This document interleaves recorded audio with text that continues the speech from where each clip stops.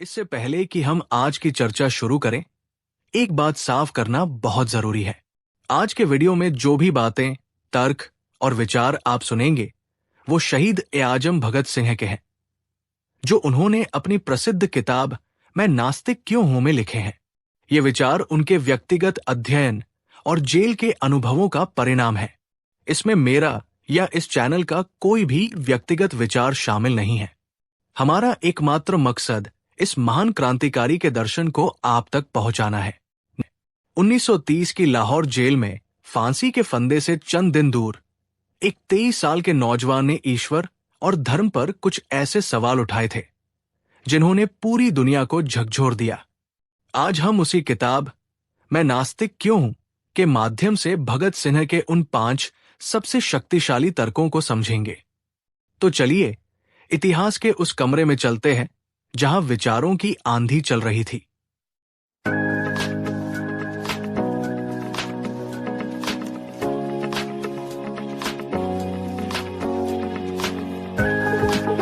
घमंड नहीं, ये अध्ययन और तर्क का परिणाम है।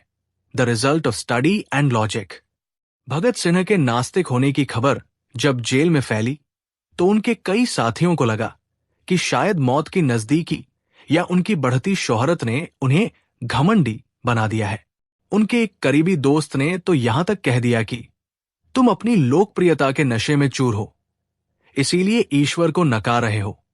इस आरोप का जवाब देते हुए भगत सिंह ने बड़े ही शांत और तार्किक लहजे में लिखा। वो कहते हैं कि अगर ये सिर्फ घमंड होता तो मुश्किल वक्त में मेरा ये अहंकार टूट जाता। वो अपने अतीत का जिक्र करते हुए बताते हैं कि वो कभी कट्टर आस्तिक थे। एक दौर था जब वो सुबह शाम ईश्वर की उपासना करते थे और घंटों ध्यान लगाते थे। लेकिन जैसे जैसे उन्होंने दुनिया के महान क्रांतिकारियों और विचारकों जैसे मार्क्स, लेनिन और बाकुनिन को पढ़ना शुरू किया, उनके मन में सवालों का एक तूफान उठ खड़ा हुआ।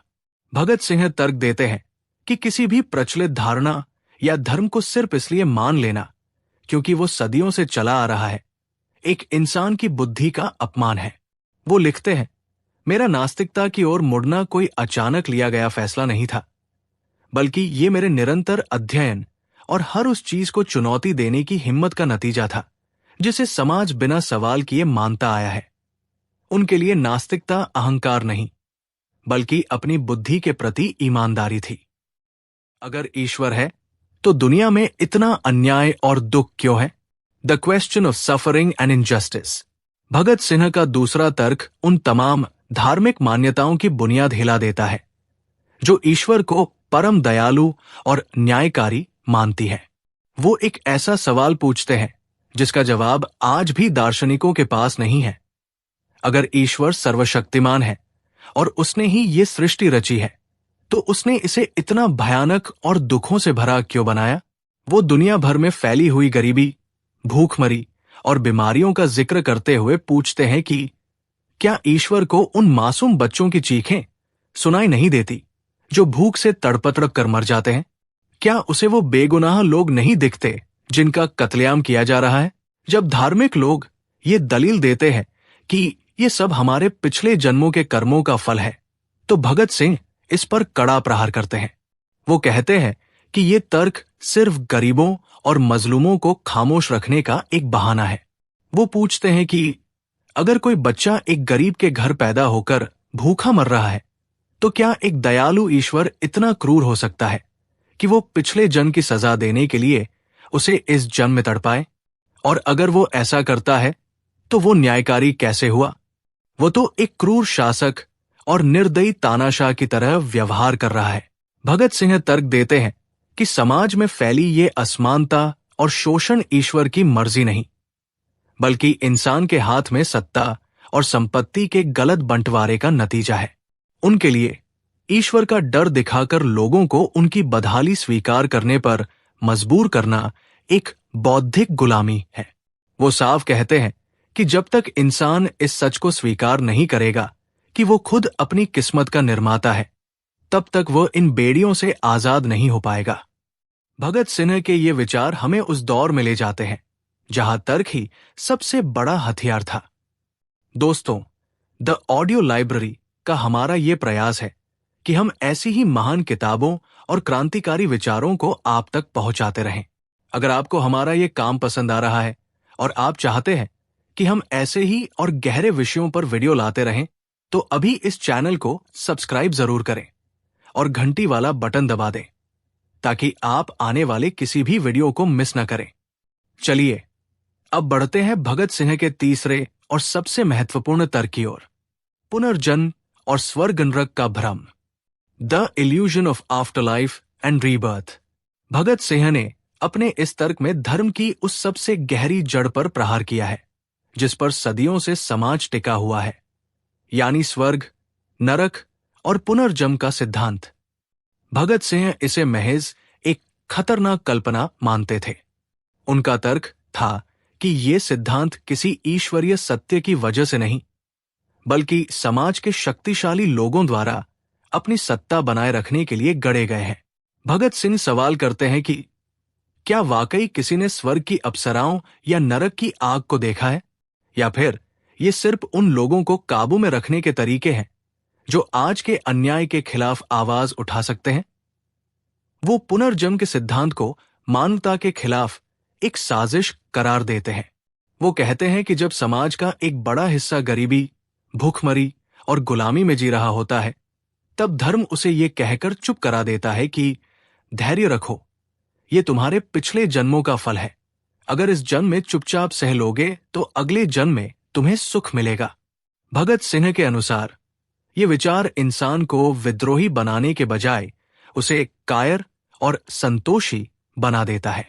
वो पूछते हैं कि अगर पुनर्जन्म सच है तो क्या वजह है कि दुनिया की आबादी लगातार बढ़ रही है?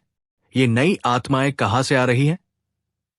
उनके लिए ये सारी बातें सिर्फ काल्पनिक कहानियां थी जिनका मकसद इंसान को वर्तमान की लड़ाई से भटकाना था। वो जेल की दीवार के पीछे खड़े होकर भी पूरी दृढ़ता से कहते हैं कि एक क्रांतिकारी को काल्पनिक दुनिया के सुखों का लालच नहीं होना चाहिए। मेरे लिए ये जीवन ही सत्य है और इसी जीवन में आजादी और बराबरी लाना मेरा एकमात्र धर्म है। उनके लिए मौत का मतलब पूर्ण विराम था, न कि किसी नई और काल्पनिक यात्रा की शुरुआत। वो आजादी के लिए अपनी जान देने को तैयार थे, ये जानते हुए भी कि मरने के बाद उन्हें किसी स्वर्ग का सुख नहीं मिलने वाला। डर और मजबूरी का सहारा, इंसान का बनाया हुआ ईश्वर, god as a shield for human weakness. Bhagat Singh का चौथा तर्क बहुत ही गहरा और मनोवैज्ञानिक है। वो कहते हैं कि ईश्वर ने इंसान को नहीं बनाया, बल्कि इंसान ने अपनी बेबसी और डर को कम करने के लिए ईश्वर की कल्पना की है। भगत सिंह तर्क देते हैं कि आदिमानव के काल से ही जब इंसान प्रकृति की शक्तियों जैसे बिजली, बाढ़ या तूफानों से डरता था, तो उसने खुद को तसल्ली देने के लिए किसी अदृश्य शक्ति यानी ईश्वर को मान लिया। लेकिन आज का आधुनिक इंसान भी वही कर रहा है। वो लिखते हैं कि जब एक इंसान समाज की क्रूरता, अपनी गरीबी या किसी बड़ी मुसीबत से लड़ते लड़ते थक जाता है और उसे कोई रास्ता नहीं दिखता, तब वो अपनी कमजोरी को छुपाने के लिए एक काल्पनिक सहारे यानी ईश्वर की गोद में जा बैठता है। भगत सिंह इसे इंसान की दिमागी हार मानते थे। उनके अनुसार ईश्वर का विचार इंसान के लिए एक दवा की तरह है जो उसके दुखों के दर्द को कुछ समय के लिए सुला देती है, लेकिन बीमारी को जड़ से खत्म नहीं करती। वो बड़ी बेबाकी से कहते हैं कि इंसान अपनी सीमाओं को ईश्वर के नाम के पीछे छिपा लेता है। वो एक क्रांतिकारी के साहस की व्याख्या करते हुए लिखते हैं कि एक असली आजाद इंसान वो है जो अपनी आंखों में आंसू लिए भी बिना किसी ईश्वरीय सहारे के खड़ा रहे, जो ये स्वीकार करे कि वो अकेला है, उसके पास कोई चमत्कारिक शक्ति नहीं है, लेकिन फिर भी वो लड़ने की हिम्मत रखता है। भगत सिंह के लिए ईश्वर में विश्वास करना अपनी जिम्मेदारी से भागना था और नास्तिकता का मतलब था अपनी किस्मत और अपने संघर्ष की पूरी जिम्मेदारी खुद अपने कंधों पर उठाना। तर्क और आलोचना, एक स्वतंत्र इंसान की पहली निशानी, logic and criticism, the mark of a free mind. Bhagat Sinha का पांचवा और सबसे शक्तिशाली तर्क यह है कि किसी भी इंसान के लिए स्वतंत्र चिंतन, इंडिपेंडेंट थिंकिंग और आलोचना, क्रिटिसिज्म क्यों जरूरी है। वो लिखते हैं कि जो इंसान प्रगति का पक्षधर है, उसे हर उस पुरानी और रूढ़िवादी मान्यता को चुनौती देनी होगी जिसे समाज बिना किसी तर्क के मानता चला आ रहा है।